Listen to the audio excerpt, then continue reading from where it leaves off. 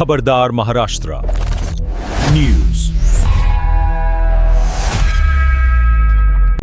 हजारो महिला मुंबईत असेल, दिल्लीत असेल, लखनौ असेल, देशभर या रस्त्यावर उतरलेल्या होत्या। त्याचं कारण आपल्याला कल्पना आहे की काँग्रेसने जे महिला आरक्षणाचं बिल होतं त्याच्या विरोधात मतदान केलं, आपल्या मित्रपक्षांना करायला लावलं आणि त्यामुळे हे बिल त्यांनी पास होऊ दिलं नाही आणि म्हणून महिलांमध्ये मोठा आक्रोश होता, संताप होता आणि म्हणून हजारो महिला काल रस्त्यावर उतरलेल्या होत्या आणि असंच मोर्चाचं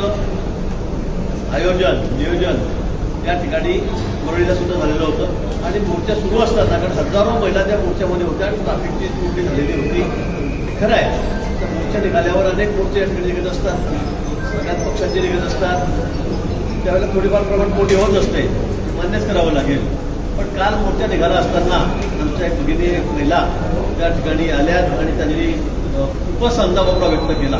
त्या फारच चिडलेल्या होत्या आणि वाटते तसं ज्या बोलत होत्या त्यांचं बोलायला होतं, त्यांनी काय सांगितलं, पोलिसांना कंप्लेंट द्यायची होती, मी त्या ठिकाणी होतो, बाईट देत होतो आपल्यासमोरच, तिथेही त्या आल्यात, तुम्ही असं कसं करू शकता, तुम्ही रस्ते बंद कसे करू शकता, मी सांगू शकत नाही अशा भाषेमध्ये त्या बोलत होत्या।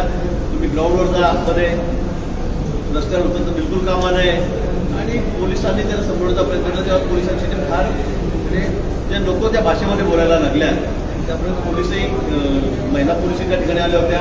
पण तो आम्ही अतिशय संयमाची भूमिका घेतली। मी त्यांना सांगितलं 10-15 मिनिटांमध्ये मी रस्ता क्लिअर करतोय आणि पुढे निघून जाऊ, पण त्या अजिबात ऐकायला तयार नव्हत्या। त्या सगळ्या उभाबाकीने पाणी बाटली उचलली, ती फेकून मारली कुठेतरी महिलांच्या मोर्चावर, हे आपण चित्रीकरण बघितलेलं आहे आणि या ठिकाणी त्यांचा खूपच संताप चाललेला होता।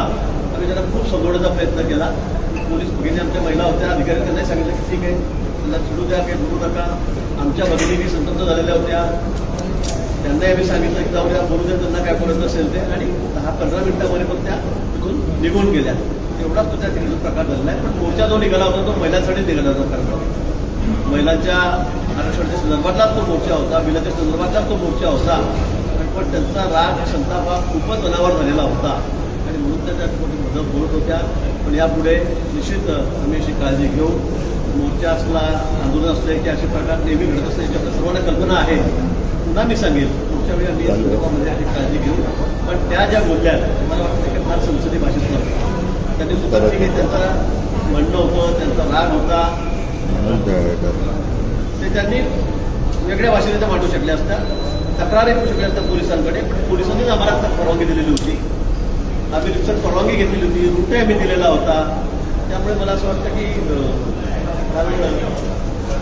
थोडा त्रास लोकांना कधी झालेला असेल, झालेला आहे, मी मान्य करतो। प्रत्येक मोर्चामध्ये, प्रत्येक आंदोलनामध्ये तो होत असतो, ठीक